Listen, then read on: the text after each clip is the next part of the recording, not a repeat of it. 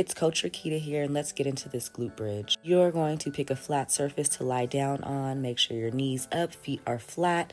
You're going to put your dumbbell on your hip and your booty band right above those knees and just drive those hips up, just as such. Boom.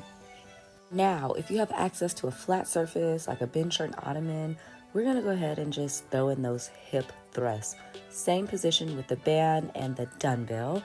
You're going to perform the hip thrust by pressing the glutes and pressing the dumbbell straight up into the hips aligned with the shoulders and knees, squeezing at the top before lowering down and repeating. So want to focus on driving those hips out, trying to break that band to get your hip abductors activated, and you can even give yourself a slight hold and squeeze at the top for maximum glute activation.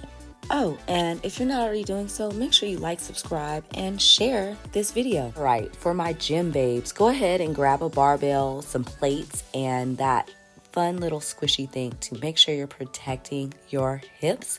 And it's going to be the same exact cues. You're going to really drive that barbell up through those hips, tuck in that chin, and boom, your glutes will thank you later. Bye.